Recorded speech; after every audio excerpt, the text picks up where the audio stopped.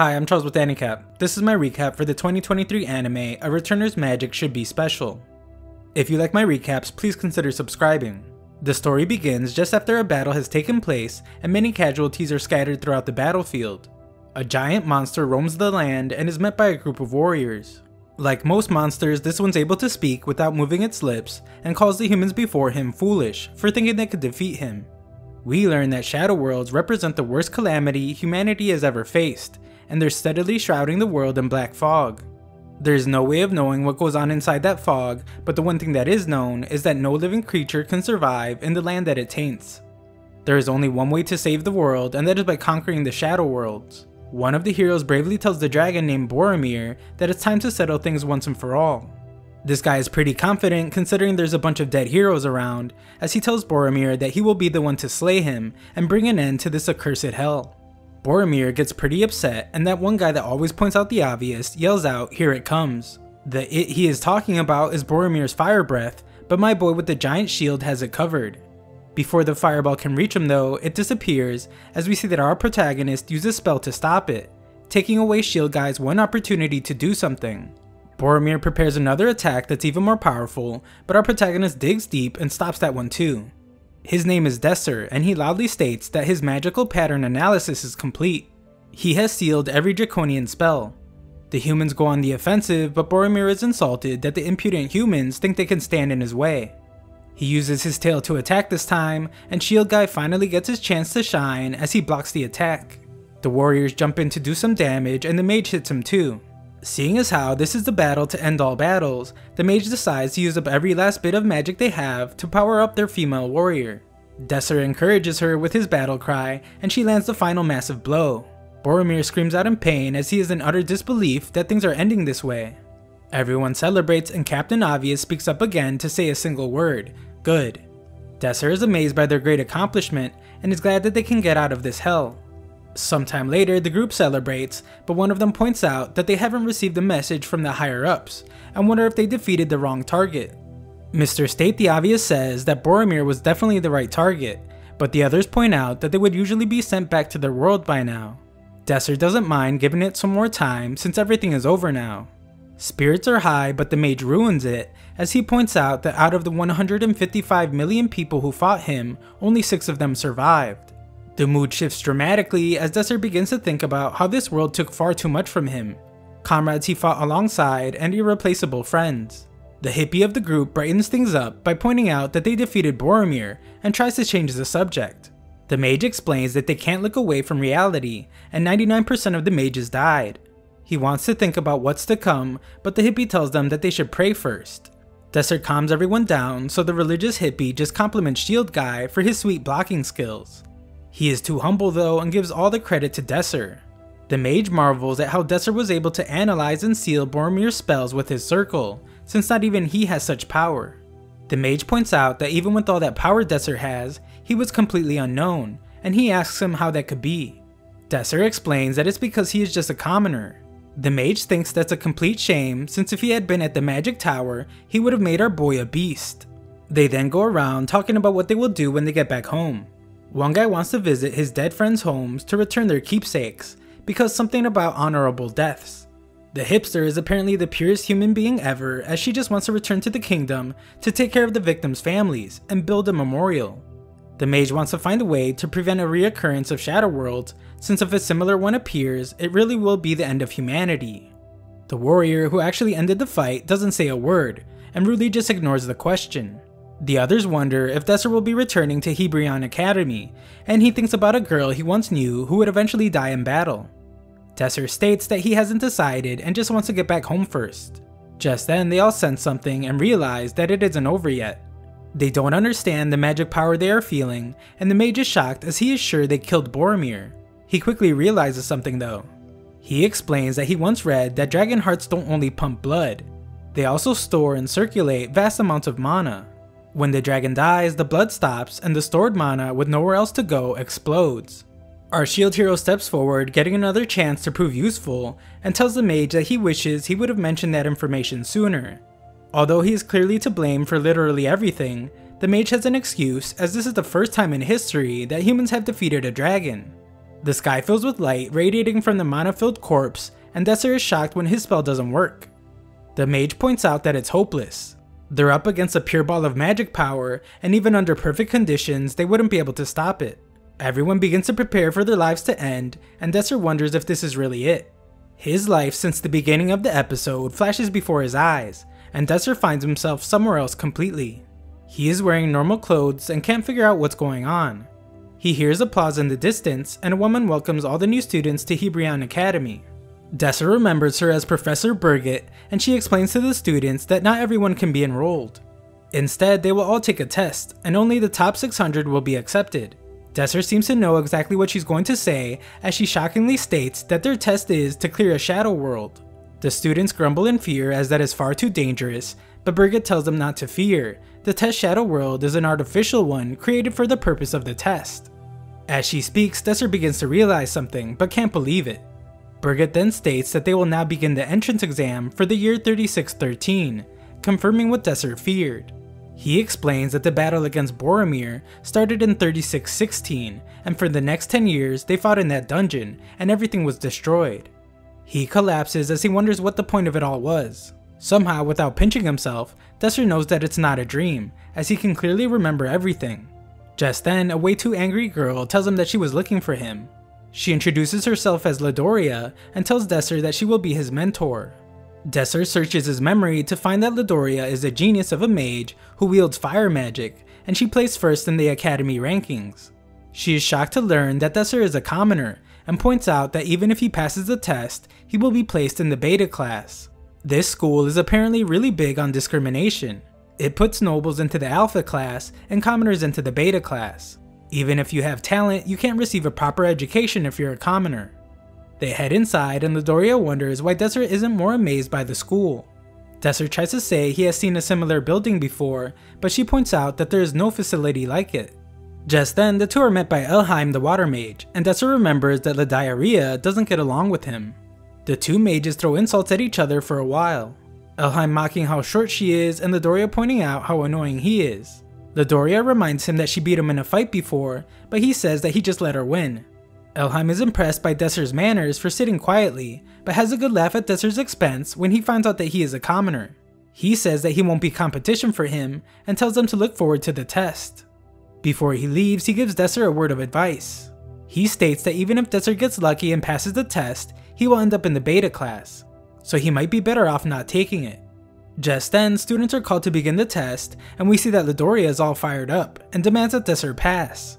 As they head to the test, Desser becomes more and more sure that he is in the past. This being the case, he looks around and is relieved to see that someone isn't there. However, just then, a girl calls out to him and asks him to stop looking around so much since he looks dumb. Desser is in utter disbelief to see that it's Romantica, the girl he had memories of. Desser has no clue why this happened, but determines that the reason doesn't matter. He won't let a certain tragedy repeat itself, and he vows to rewrite the history of the world. Desser calls out to his long-lost friend, but this is well before they knew each other, so Romantica asks the weirdo how he knows her name. Desser explains that he simply saw her name on the screen, and they are in the same testing group. She wishes him luck as she leaves, but Desser can only think about how she has no idea how devastated he was to lose her. Our time-traveling hero composes himself though, and promises to never let her go through such a terrible ordeal ever again. The first test is a race in the beginner level of the Shadow World. The Shadow Worlds at the school are safe since they don't want to get sued by Karen parents, so even if students receive damage, they can evacuate immediately. Desser is surprised that they can still take damage, and Elheim arrives to explain that the use of magic and attacks toward participants is allowed. This dude continues his villain arc as he tells the pair that it will be impossible for Desser to pass the test. Elheim then introduces the person he is mentoring named Dazest, a magic knight. Our time-traveling protagonist knows her well as she is a magic knight of ice, and a high circle mage who can wield vision magic, which is impossible to inverse. She is better with the sword than most pure knights, and she ends up being his most reliable teammate. Ladoria and Elheim argue a bit more, but this dude somehow always gets a last laugh, leaving Ladoria in fumes. She tells Desser that his odds against a magic knight are pretty bad, but urges him to not give up. Desser's group is called to begin testing, and they all enter the Shadow World. They will be aiming for the goal right in front of them, and only the top 3 will pass the test. They are allowed to use magic attacks, interference, and any other methods necessary to win. If a student receives fatal damage, they will be disqualified. Desser should probably be focusing on the test, but he's too distracted by a zest. She was there in the future when the world ended, so he wonders if she too has come back to this world with past memories. She surprisingly knows his name, but it's only because she checked before the test. Azez completely roasts our boy for having below average physical abilities and ruthlessly tells him that he has no future. She couldn't help but notice that he has an eye problem as he's been staring at her, but she assures him that he has nothing to worry about since she has no interest in attacking the weak. She is clearly not friendly, so Desser determines that she is not his loyal teammate from the future. The race begins and Azez takes off like she stole something, leaving everyone in her dust. Romantica follows after, but slows down to apologize to some little furball for bumping into it. Desser gets right to simping as he points out how she must still like stuff like that, but she has no clue what this guy means by still, and she wonders if he's making some terrible attempt to hit on her. She gets pretty annoyed by how he's acting like they are friends and tells him to focus on the race.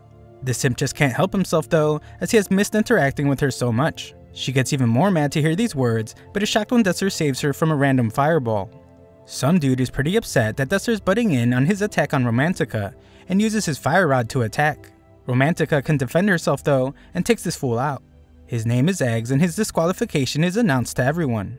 Romantica thanks Desser for saving her, but instantly gets annoyed again by his dumb-looking face. The two of them are falling pretty far behind, so Romantica decides to show him her true abilities as she uses her arrow sweep spell. Elsewhere, some higher-ups tell Jesus with a ponytail that everything's going smoothly.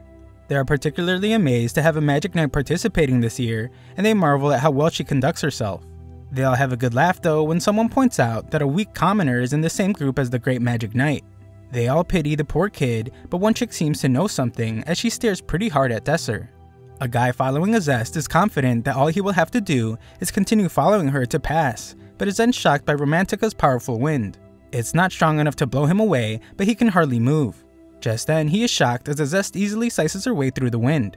This absolute idiot spends way too much time drooling over this girl and ends up getting a hug from Mother Nature courtesy of a giant tree. There was another guy next to him that got eliminated as well, so there are now only 3 participants left. Romantica smiles as this means they're all going to pass, but this chick is out for blood and tells Desser to just drop out. Desser wonders why, and her reason is simple: his disgustingly stupid face.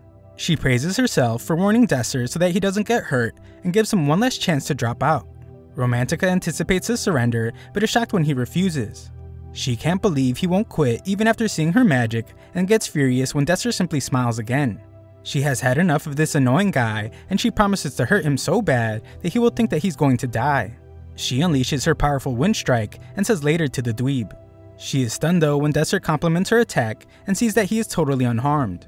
Our boy is insane as not only did he survive, he's now pointing out how she prioritized speed in her attack, and that is why her control is so weak. Clearly not caring about how much he annoys her, Desser recommends a slight adjustment to her attack, and she completely blows up. Romantica prepares another attack that she guarantees won't miss, and unleashes her Venom Wind. Desser really gets to showing off now as he does that thing where he explains what he is doing while doing it. He simply changes the air currents a little and forces her attack to miss. She is shocked to see him use an inverse spell, since usually someone has to be at a much higher level, or a circle as they call it, to be able to use an inverse spell.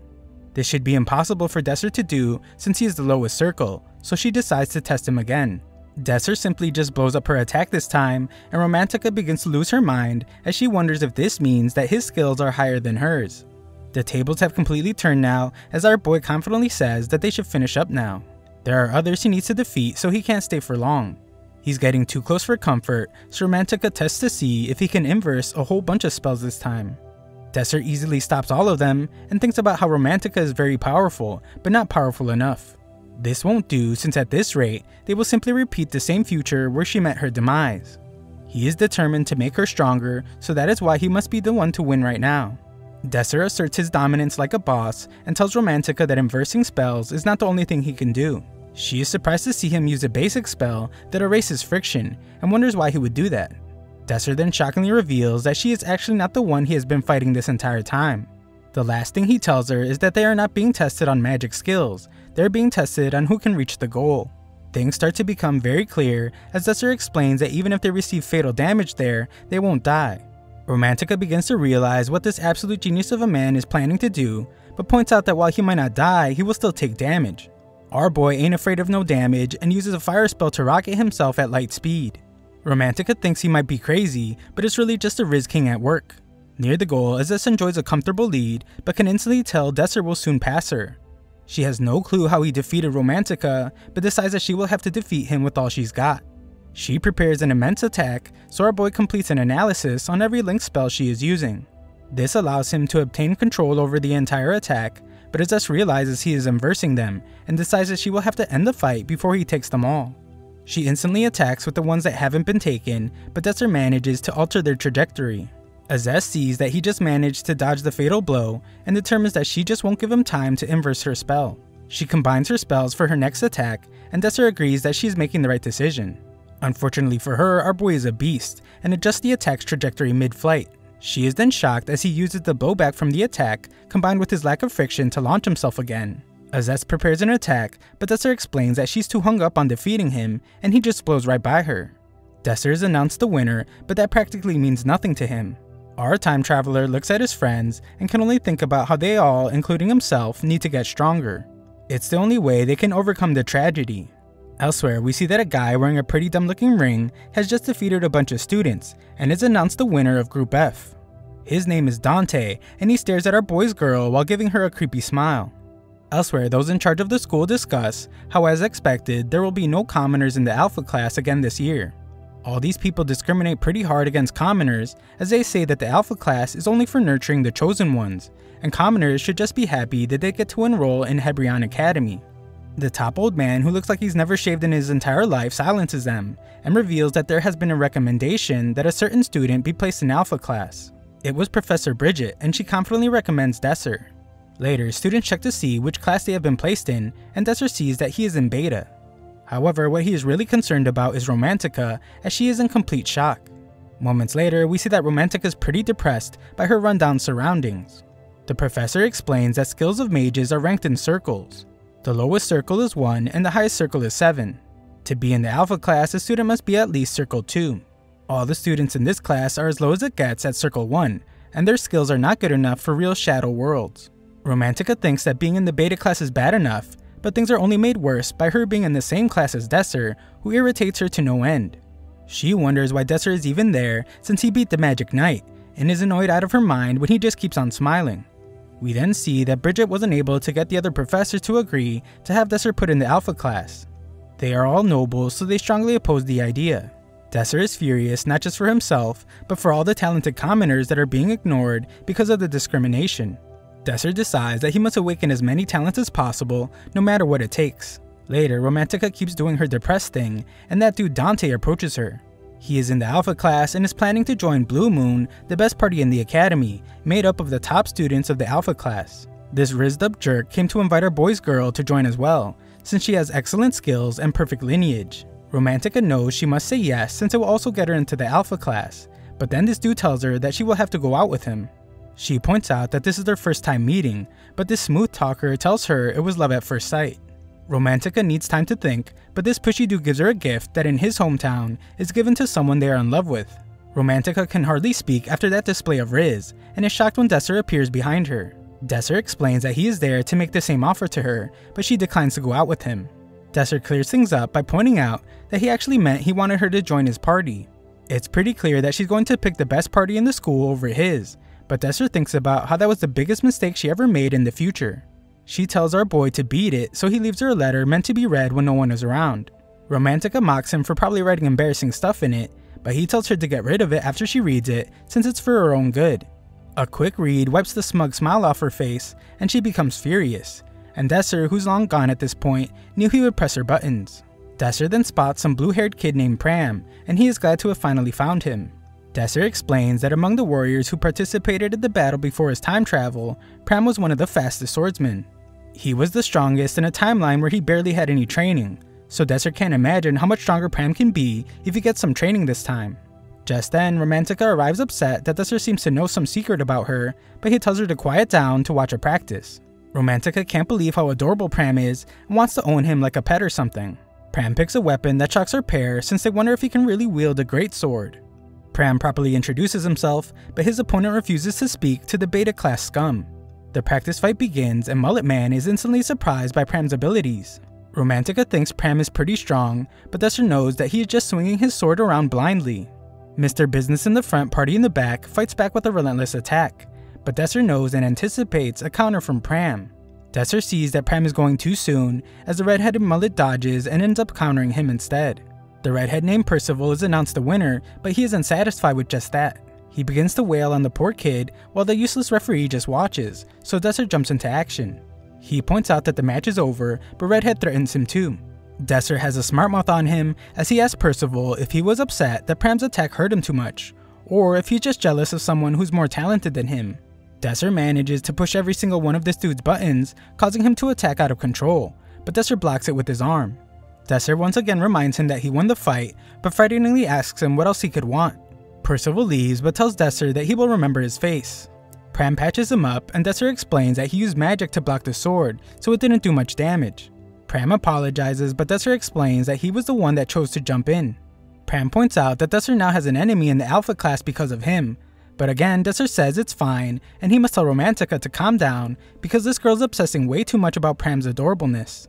Pram thanks Desser for rescuing him and promises to return the favor. Desser then takes Romantica somewhere they can talk in private, and he must calm her down by saying that he hasn't told a single soul about what he knows.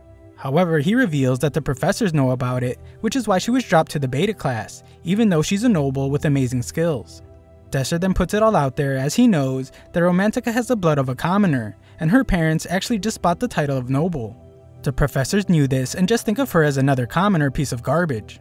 Romantica is certain that Dante will protect her if she joins their group, but he reminds her about how Dante called commoners filthy lowlives. Desser recommends that she join his party instead, and she becomes furious. She thinks he will tell everyone her secret if she doesn't join, and points out that he is a terrible person for blackmailing her. Our boy isn't a piece of garbage though, as he would never do that, and he simply says that if she doesn't join, then he will just have to start his party with Pram alone. Romantica's imagination runs wild with thoughts of the adorable kid, but she still struggles with her decision. She still thinks that Desser's pretty sketchy for smiling all the time and for knowing her secret. He acted super recklessly during the test and was somehow able to defeat the Magic Knight. On top of all that, he is somehow able to use the inverse spell even though he is at the lowest circle. After giving it some thought though, she decides to join his party, but mostly so she can uncover his secret. Romantica still hates his smile with every fiber of her being, but the two shake on their agreement. We then watch as Pram takes a good hard look at a strange looking sword. His mother handed him the sword that was left to him by his father, and explained that as long as the sword shined bright, it meant his father would be thinking of them forever and ever. The second this poor kid touched it though, it fell to pieces. Luckily for him, that part was just a dream. Later, the new trio head to see Bridget so they can apply to form a party. They enjoy some snacks, but it's soon time to get right to business. This chick grills Desser about why he wants to form a party, so he simply explains that he plans to get promoted to the Alpha class by winning the ranking tournament. Bridget points out how hard that is, but Desser is already well aware. She explains that the ranking tournament is an exam to determine the ranks of students in each grade. It's conducted with the Alpha and Beta classes together, and eligibility to participate requires a party of 3 to 6 members. The exam takes the form of a battle between two parties, and the winning party's ranks go up. This doesn't mean that parties with more members have an advantage though, since individual achievements are assessed. There are plenty of ways to earn rank, since the key is how much a student has contributed to the victory of their party. The objective of the ranking tournament is to assess the various skills of the students.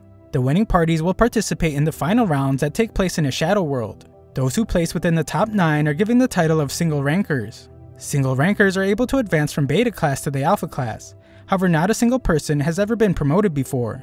This is no surprise to Romantica since the Alphas have such a huge advantage, and she is certain that it will be a one-sided tournament. Bridget explains that it's practically impossible, but Desser shocks everyone when he says that is why it's worth doing. The professors all think that betas aren't worth teaching because they have no talent, so if all 3 of them in their party can become single rankers, then it would prove the professors all wrong. Bridget hopes that they can overthrow the horribly prejudiced system at the school and asks Romantica and Pram if they are certain they want to join Desser's party. They do, so afterwards the 3 of them walk by an amazing top-of-the-line practice facility. Unfortunately, it's only for the Alpha students, so they head to the Beta students' practice facility. It's just a normal room, in fact it's worse than that since it's practically falling apart. Covered in dust with the floor creaking, but our always positive protagonist is sure it will grow on them. Unfortunately, they find that they have a ton of roommates, as hundreds of rats run back into their hole. Desser's plan is to clean the dump up, but Romantica is not a fan of the rats. Desser says he will take care of it, so Romantica admires him for going to find another room, but he reveals that his real solution is just to plug up the rat holes. They have no other choice, so they just clean the place up. They do an amazing job, but Romantica is distraught. Desser says that it's time to get going, so Romantica assumes that he means head home to get all washed up, but he actually means to start training. She instantly regrets joining his group, but remembers her goals. She heads for the door, but Desser points out that the training room is in the other direction. Training starts off with Desser training Romantica to improve the accuracy of her magic. She explains that she already has that in the bag, as she shows off by firing several wind attacks right at the target. She is pretty proud of herself, but Desser wants her to have all of the attacks hit the center. She thinks it's impossible, but he explains that it's the only way they can beat the alphas. He is confident she can do it, and thinks back to the future when she proved it in battle. Desser antagonizes her by saying she could keep cleaning if she wants to instead, so she gets motivated to wipe that smile off his smug face. To help with her training, Desser has her try to put a ball in a circle, and he has to tell this silly girl that she can't just throw it. She's supposed to manipulate the air current around the ball to move it. Wind magic is her specialty, so he just reminds her to visualize it. She does just that, and Desser's amazed that she got the hang of moving the ball in her first try. He encourages her to keep going, and she's just glad to have gotten a compliment. Pram is eager to learn about swordsmanship, but Desser reveals that there's nothing he can teach him. Shockingly, Desser says that Pram has perfected his craft as a swordmaster, and he should be strong enough to win the ranking tournament as he is now. Pram is sure that isn't true, especially just after Desser had to save him, but Desser knows Pram's true potential. Pram's amazing display of strength in the future is something Desser will never forget. He points out that Pram should be using a much lighter sword, specifically a rapier. Pram is clearly upset and hesitates to tell Desser why he doesn't use the more ideal sword for his style. Desser points out that it concerns the strength of their party, so Pram asks him to go with them somewhere. They leave Romantica, but she's doing just fine on her own. They arrive at Pram's room, where he reveals that he has no clue what his father looks like, since his father went to get the milk a long time ago. His mother was a commoner, and his father was a noble. The only thing his father left behind was a rapier sword. When Desser sees the sword, there's no doubt in his mind that it's the one Pram used back in the future. It's insanely light, and Pram explains that after learning that his father left it to him, he instantly started on the path of the sword. That way, when he eventually saw his father, he would be a respectable son fit to wield the sword. One day, his mother was on her deathbed and told Pram to never try to see his father since he lives in a completely different world than they do. She never even told Pram his father's name. In this world, having a child who is a commoner is a disgrace for a noble. If Pram had visited his father, he wouldn't have lived to be there now. So his mother was just protecting him. Pram explains that he still desperately wanted to find his father, so he joined Hebrion Academy in the hopes of getting some clues. He explains that he had the Sword of Praise to help him find his father, but he becomes furious, and reveals that he was told that the sword has absolutely no value. It was not something worthy of a noble man. Pram breaks down as he thought his father loved him, and that's why he left the sword, but that clearly isn't the case. So Pram refuses to ever use that sword again. The next day, everyone is hard at work practicing. Romantica is easily dropping the ball in the circle, and is proud to have mastered it in just 3 days. Desser is quick to rain on her parade though, as he points out that the ball isn't staying in the circle. Desser strangely stares at her while thinking about the gift she got, and comes up with an idea. He asks Pram to show him the rapier sword, but Pram says that he doesn't care about that sword anymore, and so he can't show him. Desser pleads with him, but Pram shockingly says that the reason he can't show him is because he sold it. We then get a quick look at a shop where a couple of menacing looking guys are in possession of Pram's sword. Afterwards, Desser and Pram go to retrieve his sword, and Desser's amazed to see that everything is exactly like he remembers. They arrive at the sketchy looking alleyway that leads to the pawn shop and cautiously make their way there. A sign at the front of the shop explains that there are no refunds for any reason, and Desser wonders how these guys could be so obsessed over money. Pram tells Desser that he never wants to hold that sword ever again, but Desser asks him to just give him a chance. They finally get into the shop where they are met by a steroid-fueled giant, making Desser wonder why the place is so heavily guarded. Desser explains to the shop owner named Wooju Ken that they are there to buy the rapier that Pram sold. Wooju Ken points out that they have a no refunds policy, but Desser tells this dummy that is why he said he was going to buy it. The man reiterates that the rapier has no value as a sword, but surprises Pram when he reveals that he knew something was off because it was so light. Wooju Ken has an idea of what it might really be, and Desser shows his genius as he already knows. It's called a Kamuvin, and he saw something like it when that earring wearing dude gave his girl a gift. It's used by nobility to give a gift to the person they love, like a box. Unfortunately for this guy, he couldn't figure out how to open it. Wooju Ken then shockingly reveals that it would cost them 40 silver, but Pram is furious since he only sold it to the man for 3 silver just the day before. On top of that, he didn't even tell him that it was a Kamuvan. This sleazy guy points out that Pram only asked him to appraise it as a sword, so he did, and it was only worth 3 silver as a sword.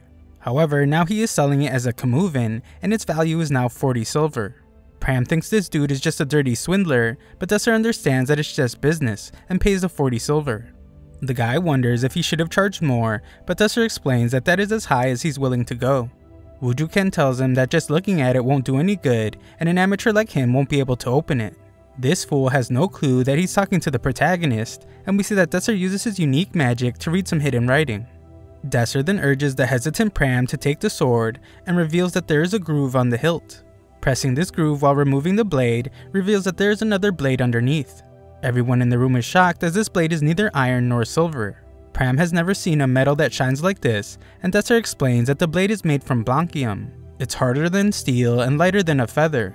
It's metal that is used only in the highest quality weapons, and Desser is more certain than ever that this was the weapon Pram used in the future. They get ready to leave, but the giant behemoth gets in their way. Desser kindly asks the man to move the giant mountain of muscles, but Wujuken will only do so if they leave the sword. Desser reminds him that they had a business agreement, but Wujuken is a scummy shop owner and tells him that if the sword is really made from blancium, then that changes everything. Desser points out how much of a hypocrite the guy is, but this just makes the giant threaten them if they don't leave the sword. Desser simply refuses and easily dodges the musclehead's attack. Wujuken demands that he finish them off already, but the giant is shocked to see that Pram has stepped forward. Pram actually hates fighting, but it's clear that this guy intends to harm Desser, so he decides not to hold back. Pram is embarrassed after Desser reminds him that he said he wouldn't touch the sword ever again, but Desser was just messing with him and encourages him to show what he's capable of.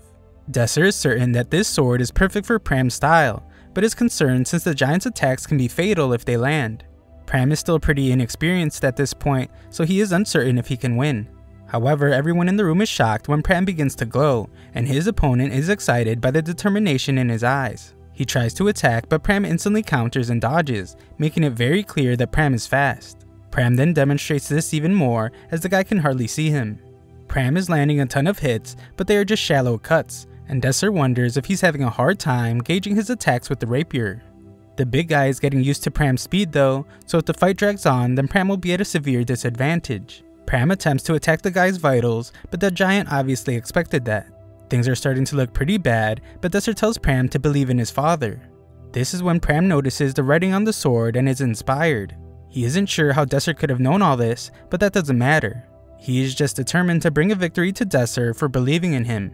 Pram goes in for an attack, but Desser screams in shock as the giant saw it coming. Pram shows that he's not to be doubted though, as he slices right through the behemoth's sword and knocks him out. Pram credits the sword for being the only reason he is alive and says that it's all thanks to his father. They get ready to leave, but Wujuken explains that the door can only be opened by the guy that's unconscious on the floor. He demands that they leave the sword, but is shocked when Pram just slices his way out. On their way home, they stop to get something to eat, and Pram thanks Desser for everything he has done for him. Desser says it's not a problem, and it's only natural to help a friend when they are in trouble. Pram breaks down, and our silly protagonist wonders if he bought the wrong kind of food. Pram actually explains that he is crying because he was so lost and hopeless before. Now things are way better, and he even has someone that considers him a friend. He's just really happy and thanks both his parents as he plans to follow the words his father left. We then see that his father wrote the words "so my fledgling won't lose his way" on the sword. Back at the school, Romantica continues training really hard and displays her masterful control of the ball as she can now stop it right at the center of the circle. She celebrates but quickly realizes that she is alone. She tries out the challenge Desser originally gave her and is ecstatic when she manages to land every wind attack projectile right at the center of the target. Afterwards, she waits to meet with Dante and overhears people discriminating against her because she is in the beta class. Once she meets with him, she scarfs down a delicious meal, and Dante eagerly awaits to hear her decision about joining his party. Before she can even answer though, he assumes that she has accepted, and he prepares to take her to meet the other members of Blue Moon. Of course, he is incredibly shocked when she returns the gift he gave her, so much so that his tiny brain can't even understand what's happening. Romantica tells him that it's not just that she doesn't want to go out with him, it's also because she just joined a party in the beta class. This dude is in complete denial as he thinks she's just joking, but she is very serious. Romantica explains that she didn't like the party at first, but that completely changed. The leader is training her and improving her skills. She reminds him of how he called commoners trash earlier, and he doesn't retract his statement. In fact, he doubles down on it. Romantica reveals that she used to be a commoner, causing him to nearly have an aneurysm, and he once again thinks she is joking. She is again very serious, but she says that everything is okay now, since she has people in her life that won't look at her the way he just did. This guy is finally getting the message, and he tells her that if he had known that she was a commoner, then he never would have invited her. Their conversation is over, but Romantica has one last thing to say. She reveals that her party is planning to get promoted to the Alpha class, and that makes them enemies. This makes Dante furious, so he states that he will crush every single one of them. Romantica simply warns him to not look down on them and leaves. This enrages him more than you could ever imagine, as he looks like he's going to have a heart attack. We then get the reason why he is so angry, as a flashback shows a group of angry commoners destroying his home and demanding the execution of his father. Dante is so angry that he causes himself to bleed and vows to crush the filthy commoners.